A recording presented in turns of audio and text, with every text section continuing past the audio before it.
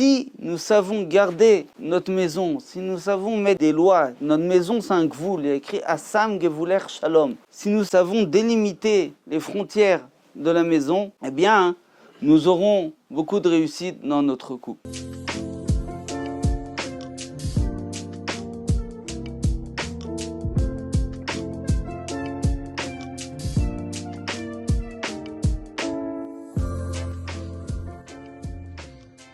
Parashat Vayakel Pekudé. Dans nos parachiotes, nous finissons la construction du Mishkan. Et là, il y a quelque chose de très intéressant. Dans le Mishkan, il y avait trois choses. Il y avait d'abord l'appel de don dans Parashat Trouma. Il y avait ensuite la confection des ustensiles et des krashim, donc les ustensiles qui vont être dans le Mishkan et des krashim qui vont faire les murs du Mishkan, avec les tentures qui vont être au-dessus. Et dans Vayakel, surtout dans Pekudé, nous voyons qu'on a monté le Mishkan, Betzalel a monté le Mishkan et on a introduit à l'intérieur les ustensiles. Le Haron, le Shulchan, la Menorah. Lors de l'appel de don, Akadosh Baruch Hu a d'abord parlé des ustensiles, du Haron, de la Menorah, du Shulchan et ensuite des krashim et des tentures. Par contre, quand le Mishkan a été monté, finalement, on a d'abord monté les murs du Mishkan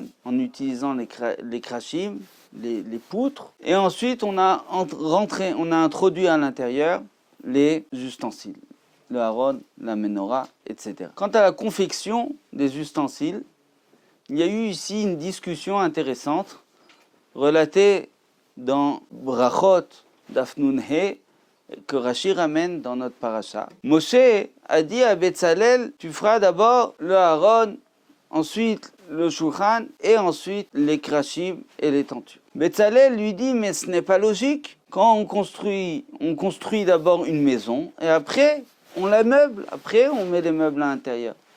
Donc il faut d'abord construire les krashim et les tentures et ensuite le Shulchan, la table et la Menorah et le Haron à côté. La question est, mais on ne comprend pas. Alors Betzalel dit à Moshe, tu n'aurais pas par hasard entendu autre chose de Akadosh Baruch Hu? Moshe lui dit, ah c'est vrai, j'avais entendu comme ça. Tu devais être dans l'ombre de Dieu. Voilà, ainsi nous dit la Gemara. Une question qui se pose, si de toute façon au moment du montage, on a d'abord monté les murs du Mishkan, et après seulement on a introduit le Haron et les Kélim, pourquoi Betzalel a tenu à ce qu'on confectionne d'abord les krashim, les poutres, et ensuite qu'on confectionne les ustensiles? Laissez-moi vous proposer cette explication. Akadosh Baruch Hu sait que les ustensiles, le Haron, le Shulchan et la Menorah sont saints, sont beaucoup plus gdoshim que les murs qui font l'extérieur du Mishkan. C'est pour ça qu'au début, il a demandé d'abord que les Bnei Israël, quand ils donnent, qu'ils aient en tête le Haron. Le Haron représente la Torah, le Shulchan représente l'abondance, la parnassa du juif, mais aussi le fait que le juif mange comme un juif.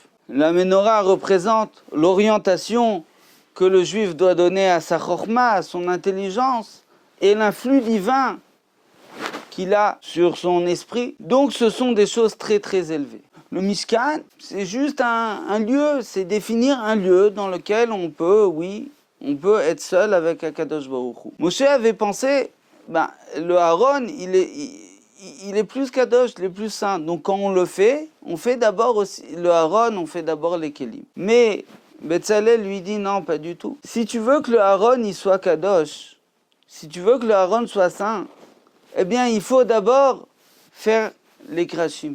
Pourquoi?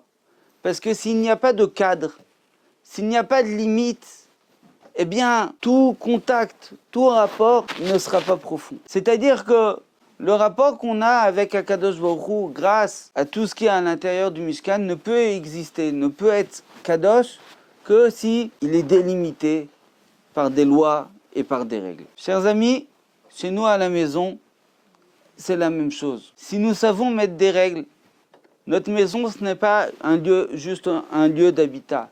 Notre maison, c'est un endroit où on peut essayer de garder une certaine intériorité. Et si nous savons garder notre maison, si nous savons mettre des lois, notre maison c'est un gvoul, il y a écrit Assam Gevuler Shalom. Si nous savons délimiter les frontières de la maison, eh bien, nous aurons beaucoup de réussite dans notre couple. Alors, il y a d'abord la façade extérieure, ça veut dire ce qu'on veut présenter à l'extérieur. Eh bien là, il faut définir qu'est-ce qui est la façade et qu'est-ce qui est le privé. Ça commence par quelle chose on veut garder pour nous, quelle information on veut partager avec nos parents, avec nos frères, avec nos sœurs, et quelle information nous gardons pour nous. Comme par exemple, imaginez qu'un couple attend pendant plusieurs années un heureux événement, et tout à coup on découvre que Bezrat Hashem, un bébé va venir. Est-ce que c'est le moment tout de suite